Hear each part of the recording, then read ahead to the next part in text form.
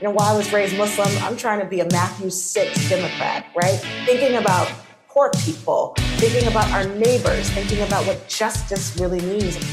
We need to break the idea that communities should just make do with less. And we have to break the idea that democracy is somebody else's job. And if we're not going to go hard, we should go home. Break Fake Rules listeners, welcome back. And if you're new here, welcome to Break Fake Rules, a podcast that brings today's news and big philanthropic issues into focus to change big giving for good. I'm Communications Claire, your podcast cruise director. And today you'll hear a conversation with Glen Galaich, our CEO here at the Stupski Foundation, and today's co-host, the wonderful Jamie Allison, Executive Director of the Walter and Elise Haas Fund. Here, Glen and Jamie get into what's in store for nonprofits in 2026, followed by an inspiring conversation with special guest Congresswoman Lateefah Simon. Rule breakers, we're glad you're here. Welcome to an exciting first episode, season 3 of Break Fake Rules. And you may notice that I am not here alone. Friends, please welcome my co-host for this episode of Break Fake Rules, Jamie Allison. Hi. There you are. Hi. There you are. I'm really excited about this, Glenn. Thank you for inviting me to join you to co-host today. Well, you know what happened? We did that show last month that you may remember. Yes. We had that one with that seems like a really long time ago Haas. now, but yes. And the feedback just came pouring in. People were like, how do we get more of Jamie Allison and less of him? So we really found a format, I think. We found our format. I don't believe that to be true. It's true. I'm sure that's apocryphal. It's okay if you just say you enjoy having me on the show. Oh, there's that too. Big time. I like being wherever. Panel presentations, wherever we are together. It's always a good time. It's been a dream for me for us to take our show on the road. And here we are taking it to broadcast. What's coming up for you in 2026, Jamie? What are you looking forward to from philanthropy or, frankly, anything related to a social change agenda? I am increasingly concerned about the narrative that's coming from the federal government that disparages the work of nonprofits. I just feel like the repeated messaging that nonprofits are scams or wasteful or unaccountable. It's not just rhetoric. It's delegitimizing. There we go. It's delegitimizing and harming the charitable giving sector. And I feel like the federal administration, this current White House, has been carrying that message, and it's starting to seep into local messaging. And I'm finding that very, very troubling. And we are seeing this constant pressure being put on nonprofits, threats from the government. And I think that is going to be a major theme of 2026. Mm-hmm. We're going to see, or we're already seeing, I'm sure, if you're not seeing the news, we are hearing about it from our grantees, the threats to their budget, the amount of money that's come out of the social finance sector. I have a strong feeling that in 2026, I'm just going to make an appeal here, that many of our peers take a look back at some of the episodes of Break Fake Rules and start to account for the fake rules you're following, because this year is going to require a lot of breakage. Yeah, I think you're right about that, Glenn. I mean, it's one of the great things about this show that it calls us in to think about those things that we do kind of without thinking, without intentionality. I think there's a lot of breaking of rules that we're going to need to do. We need to break the idea that communities should just make do with less. And we have to break the idea that democracy is somebody else's job, and that we just really have to listen to what communities have already told us what they need, and that our role right now is to listen and to act with urgency and imagination. When you think about how philanthropists can be better partners for nonprofits, is there anything that comes up for you that you experienced in the past year, or you've been in philanthropy a long time? Are there practices you have engaged in where you thought, in a time of crisis, how can I be a much better partner? I think a couple of things, Glenn. One, at the end of last year, the Walter and Elise Haas Fund published a report called Nonprofits Don't Win Alone. And it synthesizes 3 years of learning from our Endeavor Fund cohort, which is a grant-making initiative that provides 7-year grants to a cohort of grantees that are working to close the racial and gender wealth gap. And there are 7 lessons outlined in that report, and I encourage people to read it. it. And there's just huge lessons we talk about scale, but in this particular report, we talk about how the problems that we face are enormous. And so small ball philanthropy is a choice, and it's the wrong choice. And that investing with trust and in substantive amounts for the long haul has a real impact on what organizations are able to achieve in the community, but also has a real impact on nonprofits being stable, providing good places to work for the people who are making sacrifices every day to make sure that our lives are better, safer, and more enriched. My take on it is I'd like to put a challenge out to all players in this one, and that is as much honesty as possible right now. And I know that for nonprofits, due to the power dynamic that exists, one player in the conversation has the money, the other player wants the money. But I do think it's time also for nonprofits, and I'm sure I'll get some criticism for this because, I don't know, I feel like I've done my share of constructive engagement with the foundation sector. So I'm going to drop one in there for nonprofits. I think it's time to get very honest as you can be with foundations about what you need. Foundations are, generally speaking, are not going to come up with the ideas themselves. And in some ways, they should not. Foundations, in my opinion, should be responding to community needs. But the only way they can respond to community needs is if they hear them. I agree that we need our current and prospective nonprofit partners to tell us the truth. I think that it is also our responsibility as leaders in the philanthropic sector to call in our peers and talk to and have a community, a family conversation about how our behaviors actually impedes the very work that we want to see happening in community. So I don't want to put all of the burden of making us behave properly on the nonprofit organizations, because it's a really vulnerable place for them to be in. But this is also why we're friends and colleagues. What you can do. So we can do this. Yes. Being in relationship with you pushes me, makes me better. I would like to believe that our relationship pushes you and makes you better. And we don't have to agree all the time. We don't have to be in lockstep all the time. As long as what we are doing is trying to be an engagement that makes us both better and that gets us closer to the goal of community flourishing that we're both trying to reach. Hey, Break Fake Rules listeners, Glenn here. I want to share some news with you. I wrote a book. It's called Control: Why Big Giving Falls Short. You've heard me question philanthropic big giving before, but there's an issue that no one wants to talk about. Philanthropy has a control problem, and it's costing communities dearly. Billionaire donors get major tax breaks to park money in charitable funds. Today, there's over $2 trillion stockpiled in these accounts, growing to $18 trillion by 2050. Can you believe that? That's money that's just sitting there, often invested in for-profit investments instead of being put to work in communities. For years, I believed that centering donors was the best way to maximize the impact of every dollar donated. I even championed that system, and I was wrong. In Control, I take you inside these institutions to show how excessive donor control and the fake rules that protect it keep money from moving when it's needed most. The good news is we created this system, and we can change it. Pre-order your copy of Control: Why Big Giving Falls Short.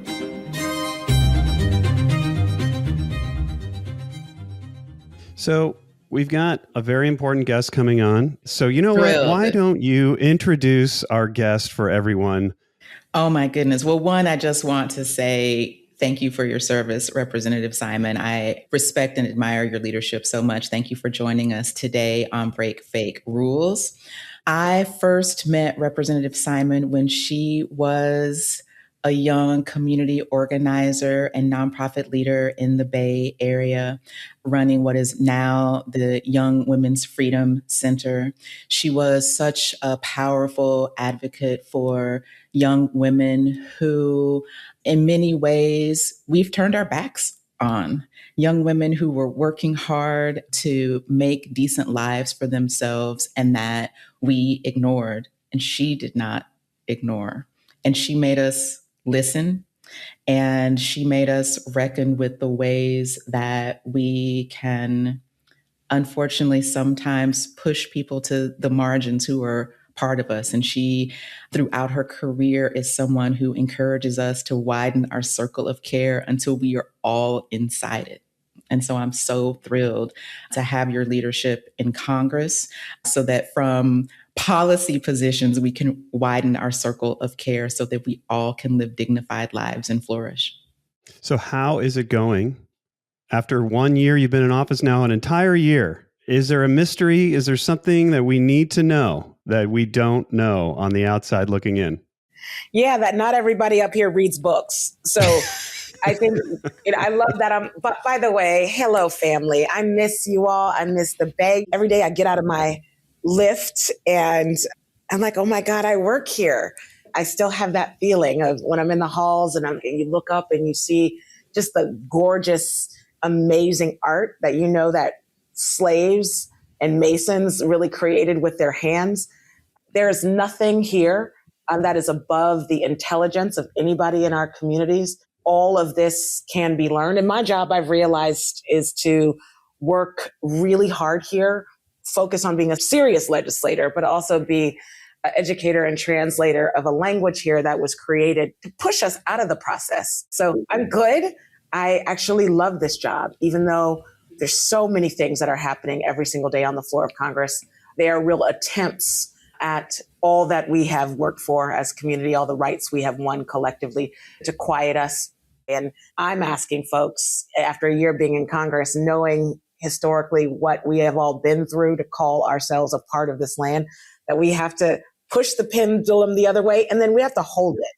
One of the things that we noted is that you're the only, or maybe one of the only members of Congress who has run nonprofits, led philanthropic foundations, and now you write legislation. Can you talk a little bit about how that journey has shaped your point of view and how that shapes what you do in Congress today?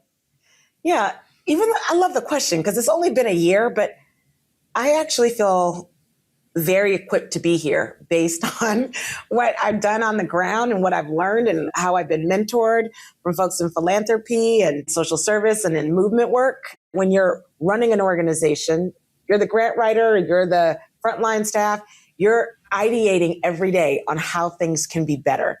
I feel like I'm doing that here. We call ourselves the 1023 crew. That's the number of my office, 1023 Longworth. And what we're doing is what I've learned to do on the ground. How can we make things better? I've learned that, on the ground, both in philanthropic work and movement work, those same dynamics are there, and how to be sort of a kind, effective leader here means to really build with folks instead of trying to sideline them.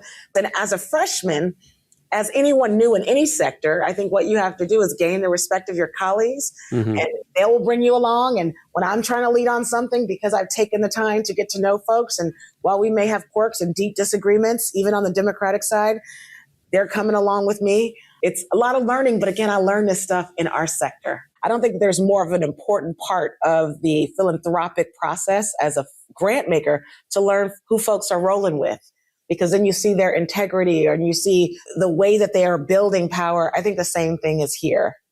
That's an outstanding point.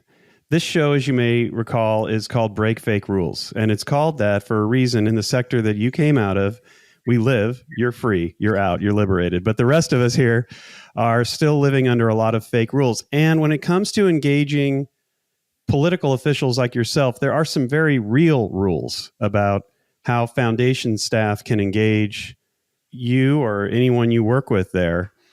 But those real rules, I think, are very murky in many ways. And a lot of fake rules have been built around them where we're, honestly, on certain days, I don't know if I'm able to talk. I don't even know if this is legal, what's happening right now. It's I know totally legal. Yes. It's more than legal. So that's something I really have been eager to talk with you about. You've been in there now a year. And the question I would have is, like, now that you're in and you were once looking in and thinking, I run Akanadi and I want to talk to X, Y, and Z, what have we learned here? When do we get to call you? When do I get to just check in? You should be demanding that every single one of your grantees call my office. We should be having tea every quarter at least. So we know the lobbying rules, right? But I really want to push back on what those rules say. So community foundations, there's a part of their percentage of their work where they could quote unquote lobby. We'll talk about what that's about. Same as community organizations. That basically means telling an elected official what to do. I need you to say no to this. There's a small private foundations, like the two of your foundations. The law is really strict. You can't lobby. You can't tell me what to do. That's for folks on the ground. But one of the things that I think, if I say nothing else on this phone call, every single leader in the private sector within philanthropy, meaning you all, the private foundations, you should be asking the elected federal, local, regional, state, what their processes are. They should be on Zooms at your retreat. Even if you're not a policy organization, I want you to call me. This is not lobbying, and say, Lateefah, we're really interested in understanding what you're going to be asking the federal government for in March under your appropriations assignment. You got to ask for money for your district. What you asking for? That's good. Okay. Or we don't like it, but that's not lobbying. You're not telling me what to do. Every single elected has staff that are committed to working with constituents. Engaging your elected officials and asking what they're doing with their time is everybody. You're absolute right. So one of the things I'll follow up with, we'll get a little Lateefah Simon 1023 break fake rules sheet on this. Love and it. out to your grantees. That sounds great. I'm ready. Earlier, you were talking about the collaboration that you learned, experienced, witnessed as a grant maker, how that is serving you well now in Congress. For those of us who are not there with you in Washington, and based on what I see in the news, it doesn't seem like a really collaborative place. And yet you're here talking about collaboration. I feel like maybe there's some myth busting to do about what's really happening in DC versus what everyday folks get to see in the media. Tell us more about the collaborations that you're part of, how you're building relationships. You specifically said with people, with whom you don't always agree. Like in every family, right? There are folks, whether it's the Thanksgiving table or you're going to, masjid, synagogue, church, and you're sitting across somebody and you can't stand them, but you really care about them and their families. I actually feel that way about everybody in the house on both sides. So to me, this year has really been about getting to know my colleagues. I'm spending day after day doing one-on-ones, like really the organizing that I learned as a young organizer at the Young Women's Freedom Center. I may not love you, but I'm going to need you. And I need you to know exactly who I am, my intentions.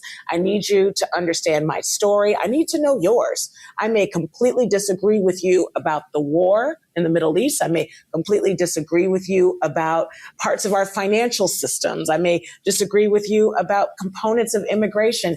And I am not the president of the United States. I am here to get bills passed. So I need to be able to call on you when I need you and vice versa. So it's been amazing. Is there an openness to that type of relationship building? Not with everybody, but I think for me, there's folks who are so mean, even on our side, because for whatever reason, they're just mean. And it's been interesting being on the elevator with mean people who don't say hello back. That's new. We don't really do that in the Bay Area. I'm, in a Congress with real racists, with real homophobes, with real transphobes, with real folks who don't believe the people that we support, that you support, should even be alive. They don't believe in women's rights. I can go on. And that being so, it's more than killing them with kindness. It's being surgical for me about why I'm here. What you're talking about is depolarizing Congress and what we probably need to be doing across the entire country. We don't have to love each other. We can care for each other and disagree violently and peacefully with each other. So given all that, first of all, I'm very curious. Being a deputy whip, that seems tough. Listen, if we're not going to go hard, we should go home. We have the whip of the party. Her name is Catherine Clark, and I just love her so much. She is wonderful. She actually traveled to Oakland with me to tour our children's hospital. Again, so working with leadership, learning how they do things, and understanding I may be, again, way to the left of them. The moment that I polarize myself, and I've learned this through the work, Jamie, you remember when you were funding me when I was at Young Women's Freedom Center, the moment when we stopped talking to the chief of probation was the moment and then we became politically irrelevant. Powerful guidance there. I have another question for you that's been, on my mind, coming out of last year. There's been, to my mind, just some dangerous national and sometimes local rhetoric that nonprofits are scams or wasteful or unaccountable. What's your take on how we restore public trust in the organizations that we all know are working hard for us every day? Jamie, I think we just have to continue to tell the truth that who you all are funding, folks are making big sacrifices to stay in the sector. And every dollar that's put in, it will multiply tenfold.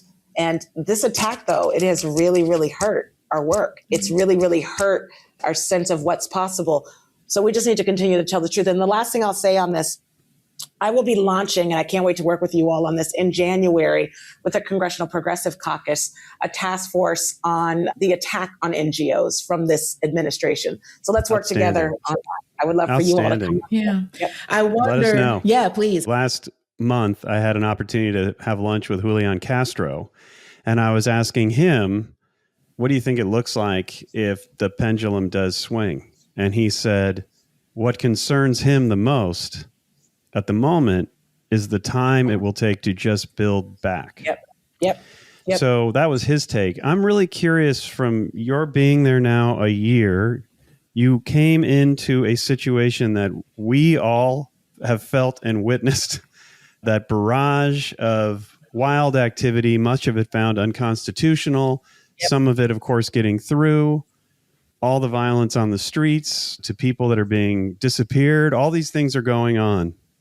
So as we go into 26 and as we are moving through 26, I'm more hopeful personally, but I'm really curious from your perspective, given you said two things, and I believe very much in both, which is there's a short game and there's a long game.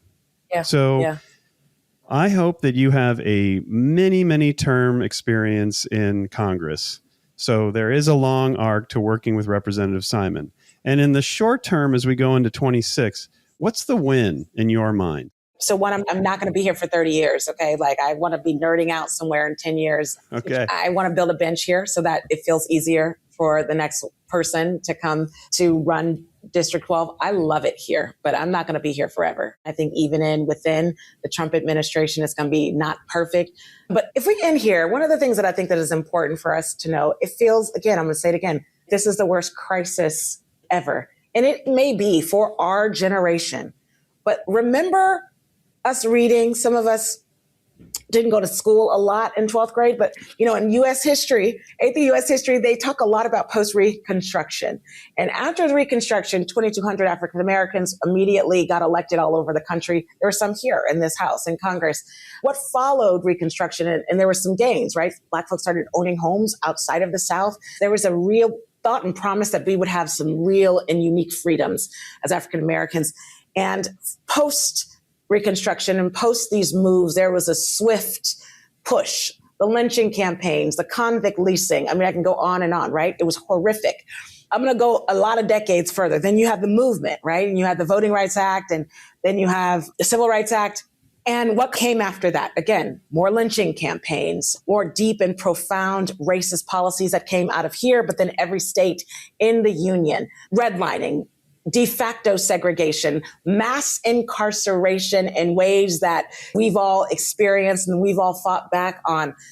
I think that we have to understand it's short and long game, but we are going to peel back the evil on this and build. And we have to not just insulate ourselves for the long game, we have to fuel ourselves for the short game and remind each other the ways in which we've come. And it's so easy. If you just look at the hymn books of my great-great-grandmother, I mean, there's just so much written about the tyranny that folks have faced, the kidnapping, the incarceration, the 1942, the executive order to jail all Japanese people.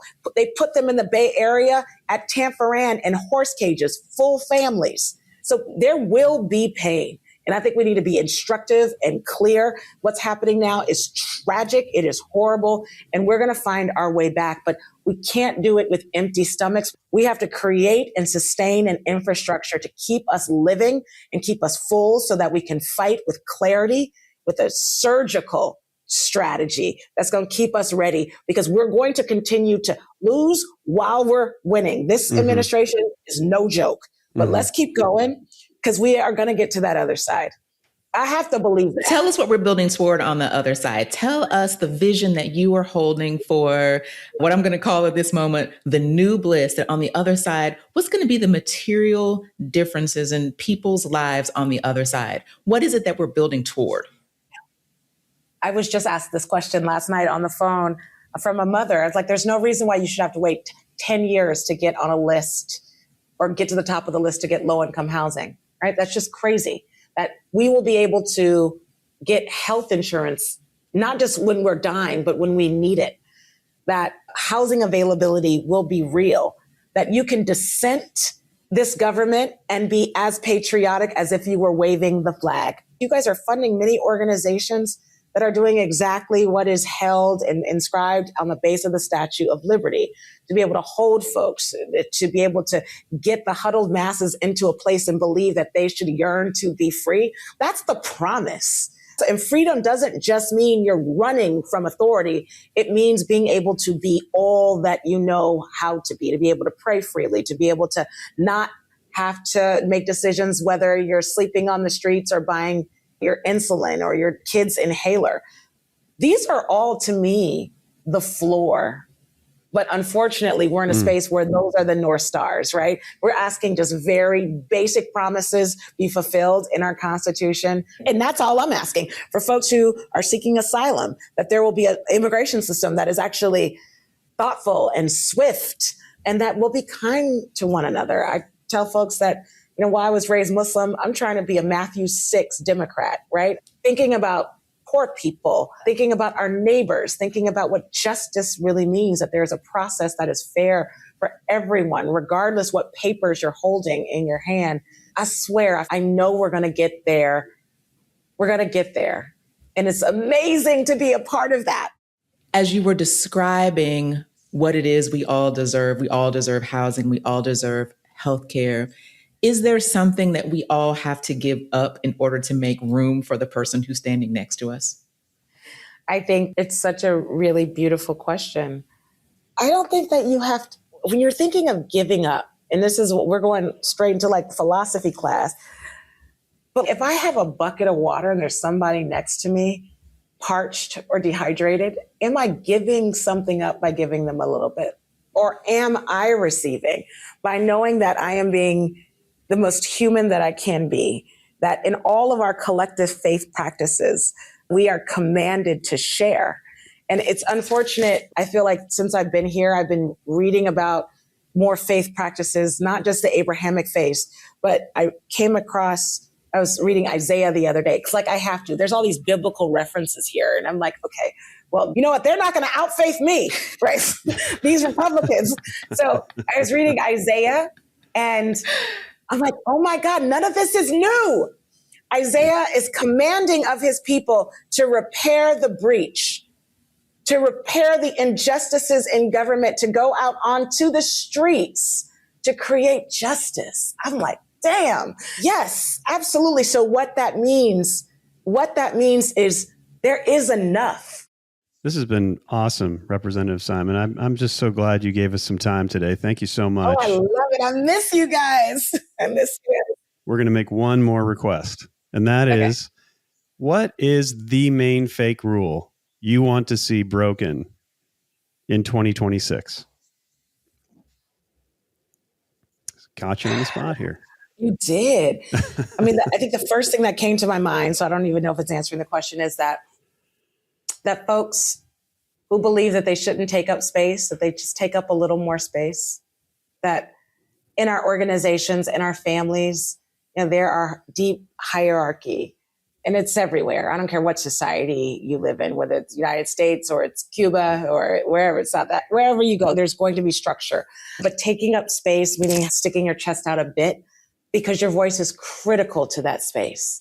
And no matter if you're the executive or the person who just came in as the intern, we do ourselves no favor in moving this experiment of justice, of democracy, if we're not voicing what's not being said. What's not being said. We cannot waste time. We have no time to waste. I find with the great fake rule breakers, the recommendation is one that applies to everything. And you just did it again. Apply that to everything. Make space, take space, Fantastic. It's just been awesome. Congratulations on your first year. Thank you so much for giving us this time. It's just such an honor, and it's so wonderful to see one of our folks in there. It's just awesome. So thank you again.